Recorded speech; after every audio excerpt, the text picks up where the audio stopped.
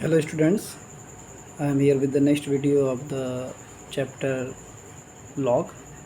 उससे पहले कुछ अच्छे क्वेश्चंस हम एक दो अच्छे क्वेश्चंस करते हैं, फिर लॉग में भी अच्छे क्वेश्चंस कुछ करेंगे। चलिए बिना समय वेस्ट किए हम लोग स्टार्ट करते हैं। एक चीज़ याद रखिए बच्चों कि मैथ्स का सबसे ज़बरदस्त तरीका है, जितने आप क्वेश्चंस लगाएंगे उतना आपका दिमाग खुलता जाएगा, इसलिए ज़्यादा से ज़्यादा क्वेश्चन लगाएं। और अगर आपको क्वेश्चन आ रहा है तो क्वेश्चन देखें, वीडियो पॉज करें, खुद से लगाएं। देखिए जैसे पहला क्वेश्चन हमारे पास है x plus y upon 2 equals to y plus z upon 3 equals to z plus x upon 4। ये हमारे पास वैल्यू दी हुई है, हमको एक्स वाई जेड की वैल्यू निकालनी है, एक्स वाई और जेड की वैल्यू निकालनी है। तो इस टाइप के क्वेश्चन में बच्चों आपको याद रखना है कि जब भी दो जगह इक्वल दिखे या दो से ज़्यादा इक्वल दिखे, इन तीनों को किसी चीज़ के इक्वल मान लीजिए। जैसे x plus y upon 2 equal to y plus z upon 3 equal to z plus x upon 4 equals to आपको k मान लेना है। इसका मतलब क्या हो गया कि ये इसके इक्वल है, ये इसके इक्वल है, ये इसके इक्वल है। जैसे x plus y upon 2 equals to k, इसका क्या मतलब हो गया, x plus y equals to 2k। इसी तरह से y plus z equals to 3k, देखिए यहाँ से 3k हो गया। इसी तरह से z plus x equals to 4k। अब अगर आप ध्यान से देखेंगे मैंने क्या किया, फिर से समझ लीजिए। एक बार इसको इसके इक्वल किया, एक बार इसको इसके इक्वल किया, एक बार इसको इसके इक्वल किया, तो x प्लस वाई ये 2 इधर आके मल्टीप्लाई हो गया, y प्लस जेड 3 इधर आके मल्टीप्लाई हो गया, z प्लस एक्स 4 इधर आके मल्टीप्लाई हो गया। तो x plus y equal to 2k, वाई plus z equal to 3k, z plus x equal to 4k। ये हो गया हमारा। अब देखिए क्या करना है, इन तीनों को ऐड कर देना है। तो ध्यान से देखिएगा, x 2 टाइम्स आ जाएगा, y 2 टाइम्स आ जाएगा, z 2 टाइम्स आ जाएगा। तो 2 टाइम्स x आ गया, y आ गया, z आ गया, और इधर ऐड कर दीजिए 2 3 5 4 9k आ गया। यानी हमारे पास क्या आ गया x plus y plus z equals to 9k upon 2।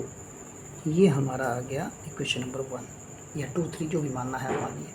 अब यहाँ से देखिए, ध्यान से देखना है बच्चों, क्योंकि देखिए जब क्वेश्चंस में ज़्यादातर आते हैं, ऑप्शनल आते हैं, तो उसमें आपको जितना ज़्यादा स्टेप्स बचा सकें उतना अच्छा है। थोड़ा सा आपको माइंड में भी कैलकुलेशन करना है।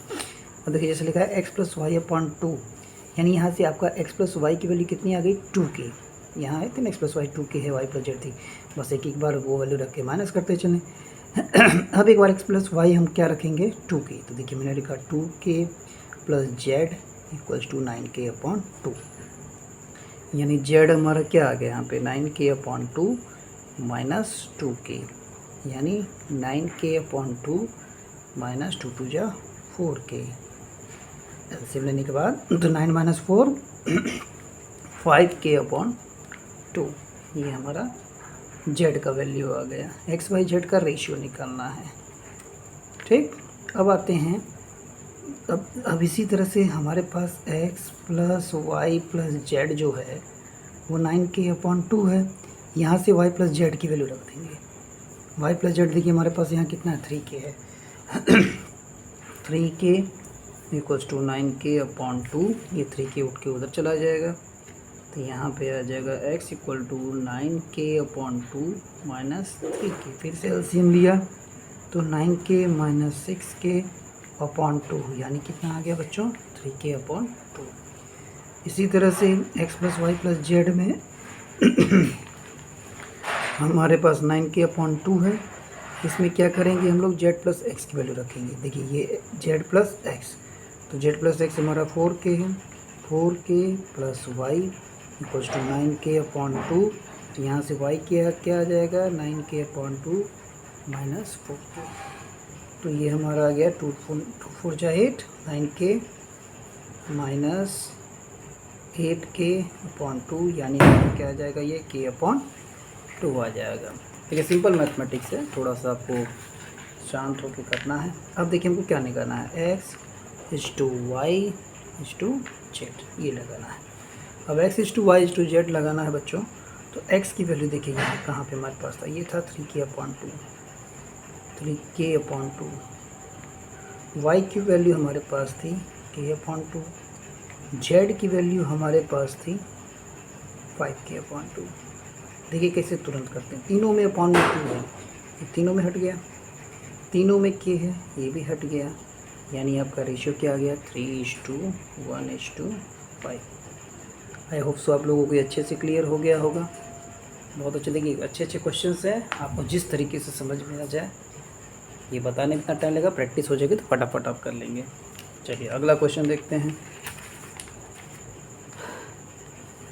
जितना ज़्यादा से ज़्यादा क्वेश्चन लगाएंगे उतना आपका दिमाग खुलता जाएगा बच्चों, इसलिए ज़्यादा से ज़्यादा क्वेश्चन लगाने पे फोकस करें।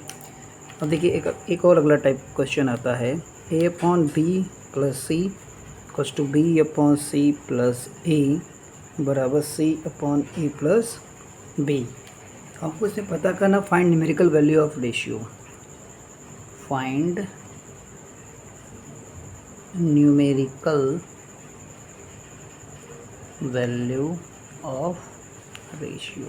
अब बहुत ध्यान से मेरी बात सुनिएगा, यहाँ पे जब आप देखेंगे तो ये लीनियर है, लीनियर का मतलब तो मैक्सिमम पावर 1 होते हैं। देखिए इस पे power 1 1 1 power 1 power 1 power 1 power 1 power 1 power 1।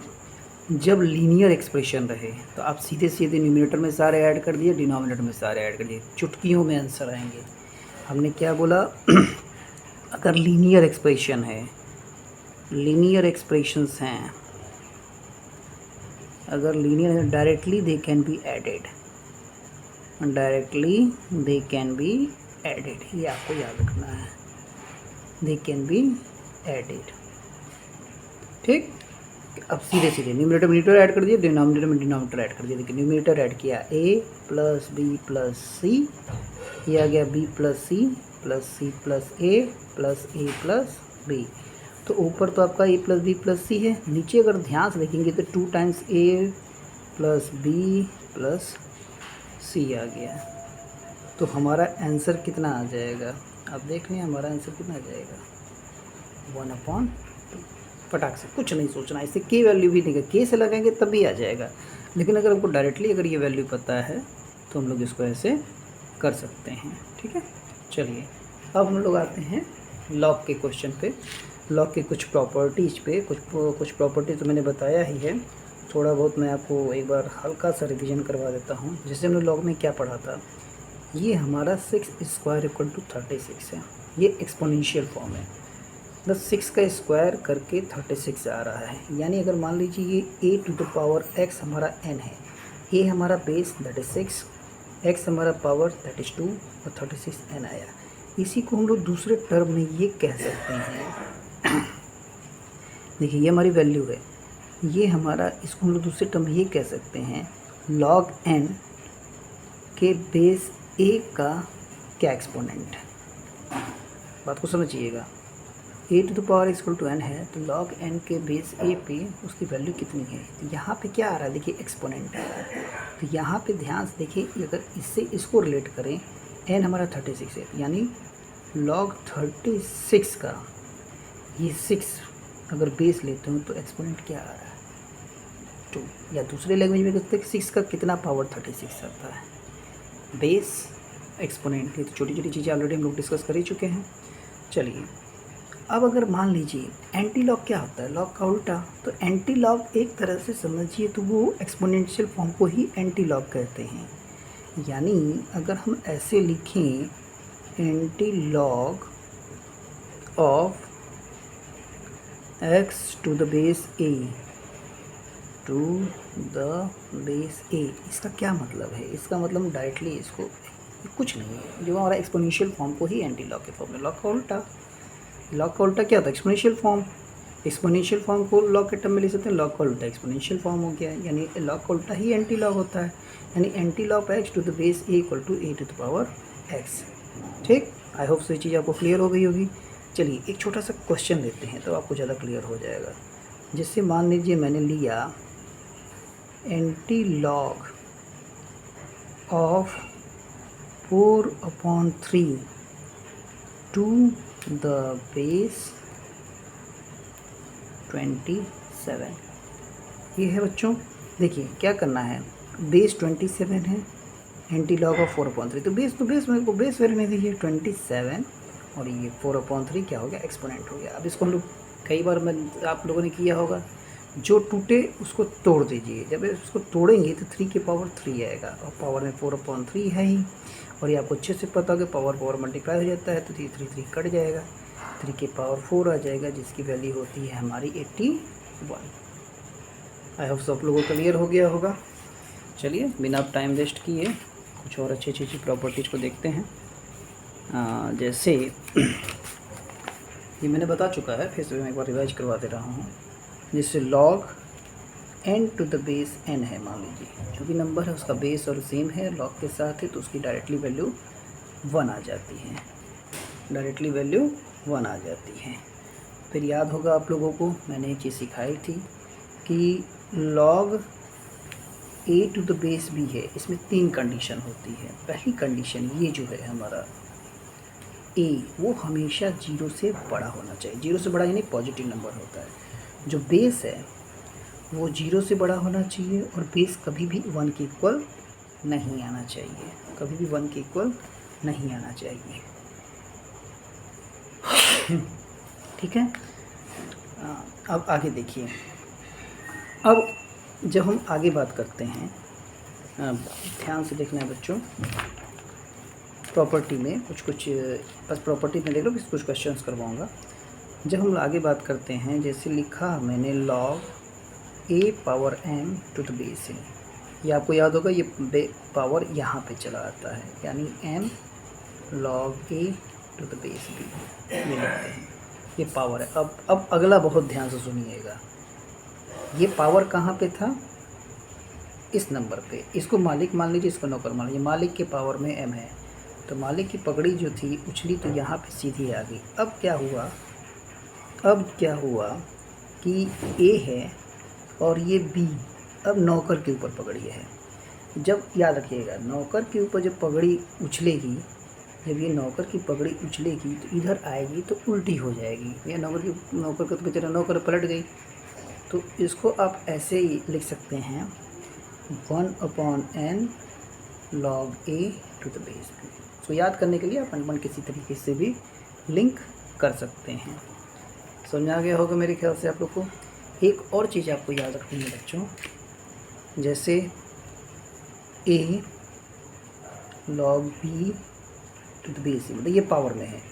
जो पावर में नंबर है, अगर उसका बेस वही है जो इसका बेस है, तो उसकी वैल्यू ये कैंसिल कर देगा अपने आप को, b आ जाएगी, ये b आ जाएगी।